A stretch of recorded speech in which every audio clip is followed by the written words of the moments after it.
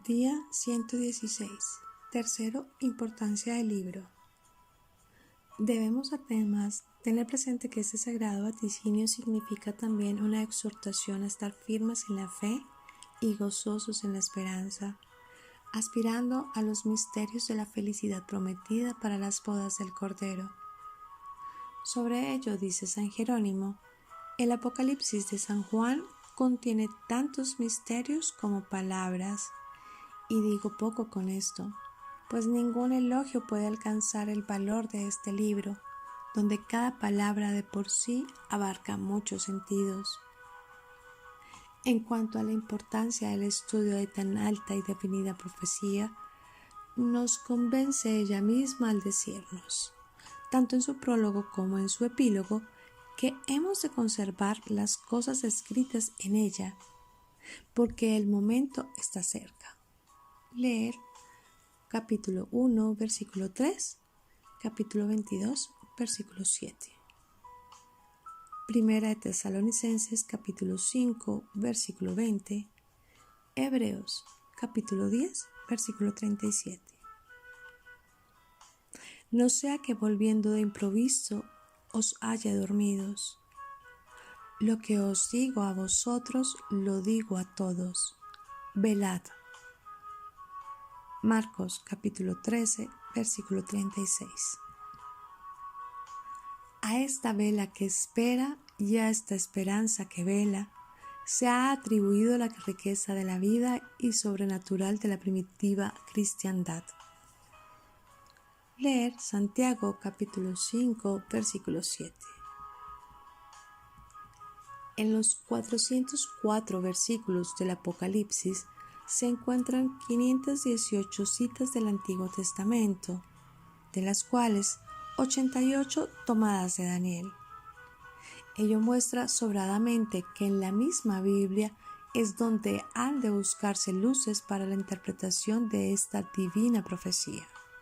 Y no es fácil entender cómo en visiones que San Juan recibió transportado al cielo, leer Apocalipsis capítulo 4 versículo 1, pueda suponerse que nos haya ya dejado en los 24 ancianos una transposición angélica de las 24 divinidades babilónicas de las constelaciones que presidía a las épocas del año, ni cómo en las langostas de la quinta trompeta podría estar presente la imaginería de los centauros. Confesamos que, estimando sin restricciones la labor científica y crítica en todo cuanto pueda llegar elementos de interpretación al servicio de la palabra divina, no entendemos cómo la respetuosa veneración que se le debe pueda ser compatible con los juicios que se le atribuyen al autor. Incoherencias, exageraciones, artificios y fallas de estilo y de método, como si la inspiración no le hubiese asistido también en la redacción. Si es verdad, como lo declara el Concilio Vaticano, confirmado el del Trento, la Biblia toda debe atribuirse a Dios como primer autor. 3 son los sistemas principales para interpretar el Apocalipsis. El primero lo toma como la historia contemporánea del autor, expuesta con colores apocalípticos. Esta interpretación quitaría los anuncios de San Juan toda su trascendencia profética y en consecuencia su valor espiritual para el creyente. La segunda teoría, llamada de recapitulación, busca en el libro de San Juan las diversas fases de la historia eclesiástica, pasadas y futuras, o por lo menos de la historia primera de la Iglesia hasta los siglos IV y V, sin excluir, el final de los tiempos. La tercera interpretación ve en el Apocalipsis exclusivamente un libro profético escatológico, como lo hicieron sus primeros comentadores e intérpretes, es decir, San Ireneo, San Hipólito, San Gregorio Magno, y entre los posteriores modernos como Rivera y otros. Este concepto, que no excluye, como antes dijimos, la posibilidad de las alusiones y referencias a los acontecimientos históricos de los primeros tiempos de la Iglesia, se ha impuesto hoy sobre los demás. El objeto de este libro, el único profético del Nuevo Testamento, es consolar a los cristianos en las continuas persecuciones que los amenazaban.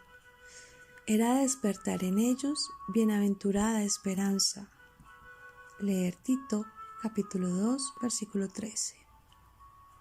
Y a la vez preservarlos de las doctrinas falsas de varios herejes que se habían introducido en el rebaño de Cristo. En segundo lugar, el Apocalipsis tiende a presentar un cuadro de espantosas catástrofes y luchas que han de conmover al mundo antes del triunfo de Cristo en su parucía y derrota definitiva de sus enemigos, que el Padre le pondrá por escabel de sus pies. Leer Hebreos capítulo 10, versículo 13. Ello no impide que, como los vaticinios del Antiguo Testamento y aún en los de Jesús, el profeta pueda haber pensado también en acontecimientos contemporáneos suyos y los tome como figuras de lo que ha de venir.